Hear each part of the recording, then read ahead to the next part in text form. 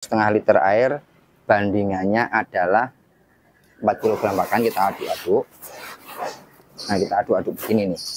Di fermentasi mungkin saya aja, atau ada yang lain mungkin ada ya, atau langsung. Nah, ada 3 itu dengan metode masing-masing akan saya jelaskan.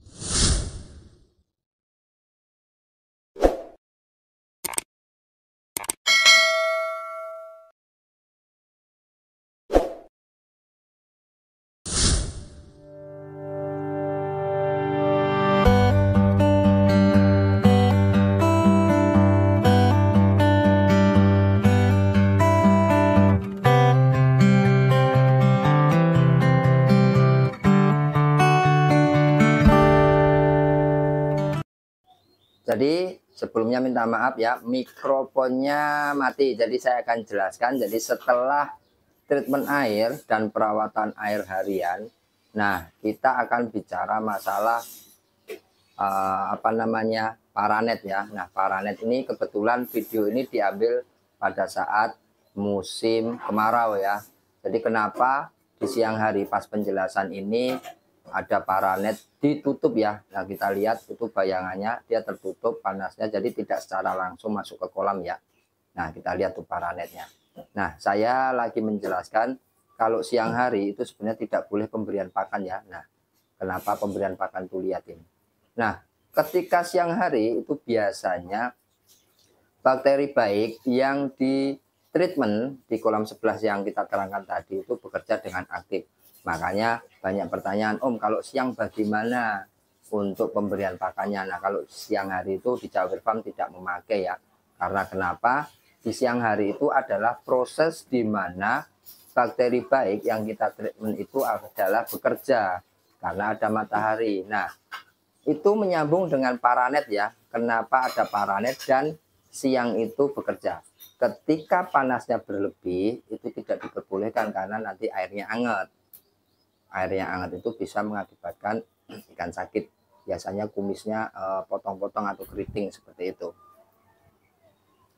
Nah, poin keduanya, ketika siang hari itu dari jam 7, jam 8, jam 9 sampai jam 12 biasanya matahari menyinari kolam itu di mana bakteri baik bekerja dengan aktif, mengurai sisa fases ikan yang kita berikan pakan. Ketika pakan dimakan dia akan menghasilkan yang namanya padatan. Nah, padatan itu disebutnya amonia ya. Nah, padatan itu kita buang setiap hari, perawatan air harian dan air mingguan. Nah, untuk amoniaknya itu diurai sama probiotik yang kita treatment. Nah, kita lihat di siang hari saya berikan pakan di teduh ya, yang di bawah paranet supaya ikan nanti tidak langsung airnya hangat gitu. Tujuannya seperti itu sih ya. Tapi sejatinya tidak boleh ya pemberian pakan siang ya kalau saya di saya. Tapi masing-masing beda wilayah, beda tempat, beda cara, beda metode pasti berbeda ya. Tapi kalau saya siang hari free, tidak ada pemberian pakan. Makanya banyak teman-teman yang bertanya itu, Om, pemberian pakan kapan saja? Kalau pagi itu setelah matahari menyinari kolam, itu tujuannya untuk mengatur suhu ya, suhunya biar stabil. Sore hari itu setelah proses di mana bakteri baik siang itu bekerja. Nah, malam hari di mana proses protein dalam pakan itu terserap oleh tubuh ikan. Jadi gitu, saya 3 ya. Sama seperti kita makhluk hidup manusia, jadi pemberian pakan itu adalah 3 kali dalam 1 hari. Jadi setiap ada yang main ke kolam, biasanya kita sharing ya. Tetap sharingannya sama ya, sharing itu budidaya lele dengan baik dan benar di Jawa Farm itu seperti apa. Yang pertama treatment air, perawatan air harian, perawatan air mingguan, pemberian pakan dengan cara fermentasi, pemberian pakan hitungannya bagaimana, sortir lele, dan lain-lain ya. Jadi semua konten-konten saya yang berkaitan dengan teman-teman atau pemula yang main ke kolam itu pembahasannya sama, tapi paling tidak kita bisa menjelaskan bagi teman-teman pemula itu paling tidak tata cara budidaya itu harus menguasai dulu. Nah, kita ini lagi menjelaskan bagaimana kondisi air ya saat ini memang kental ya. Nah, ini akan dirawat airnya itu nanti di hari Sabtu atau Minggu biasanya kalau saya libur kerja. Biasanya akan buang 30-70%. Nah setelah itu pemberian air baru lagi, dinaikin dengan ketinggian semula, nanti dikasih garam gosok tapi diencerkan terlebih dahulu. Nah setelah itu diberikan probiotik 3-4 tutup ya. Nah atau 4-5 tutup tergantung kepadatan ikan dan luas kolamnya berapa, seperti itu.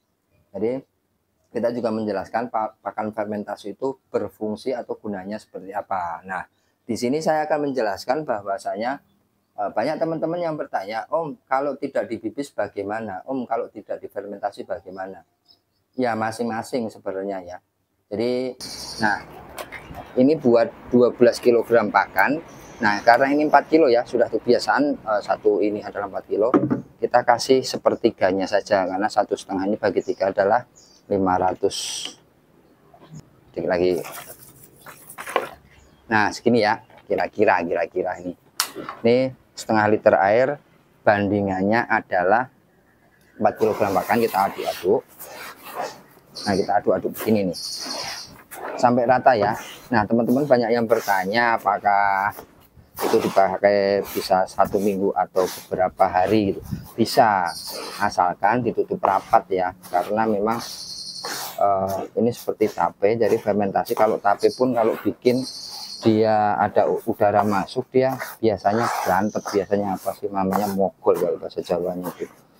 Nah, ini diaduk rata seperti ini.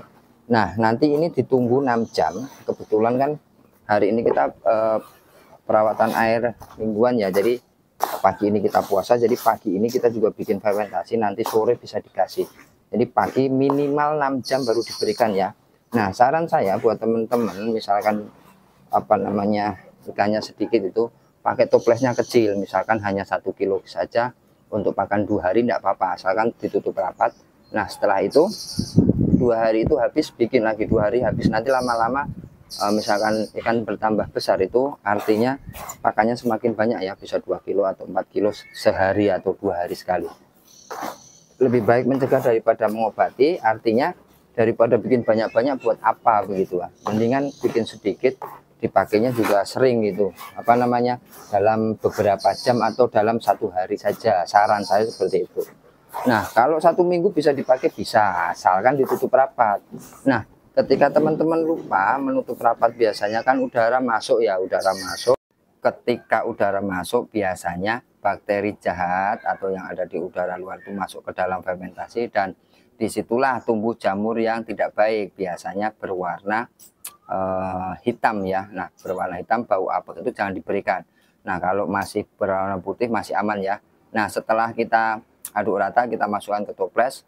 Jadi poin pentingnya adalah tutup rapat ya, ditutup rapat supaya udara di luar itu tidak masuk ke dalam toples. Nah seperti bikin tape ya, seperti bikin tape, di situ harus rapat selama beberapa jam kalau untuk fermentasi pakan sendiri. 6 jam cukup. Nah kita masukkan semuanya, lalu nanti kita tutup rapat ya. Memang ada 3, biasanya teman-teman di konten-konten yang lain itu dibibis sampai nyemek sampai lembek gitu. Nah ada yang di fermentasi mungkin saya aja, atau ada yang lain mungkin ada ya, atau langsung. Nah ada 3 itu dengan metode masing-masing akan saya jelaskan. Yang pertama itu adalah pakan secara langsung ya. Pakan secara langsung itu memang kadar protein yang dibutuhkan oleh ikan lele itu ada 30% ya, termasuknya tinggi. Nah karena kenapa? Protein itulah yang menyebabkan kenapa ikan cepat besar. Nah kadar protein yang terjadi atau yang terkandung dalam pakan pelet itu biasanya udah diukur di laboratorium di pabrik masing-masing ya. Nah jika diberikan ke ikan, menurut saya dan pengalaman saya waktu di grup itu tidak efektif atau kurang efektif lah ya, kurang efektif. Bagaimana protein itu misalkan 30%, yang terserap oleh daging ikan itu hanya 50% saja. 50%-nya itu terjadi menjadi padatan saja atau fase saja. Nah di situ ada 2 cara ya lagi ya, yaitu bibis. Nah dengan cara dibibis itu memberikan bakteri baik dalam pakan, diaduk rata langsung diberikan seperti itu. Nah cara yang ketiga itu dengan fermentasi ya. Fermentasi itu diaduk rata seperti bibis, tapi diberikan di toples itu ditutup rapat seperti bikin tape ya. Nah, bagi teman-teman yang belum paham nanti boleh lihat video saya, ada yang fermentasi seperti itu ya. Nah, itu kadar protein 30% bisa terserap oleh daging ikan itu sebanyak 90%. Itu secara pengalaman saya ya. Dan saya sudah menjalankan itu. Tapi bagi teman-teman silahkan pakai yang mana saja boleh.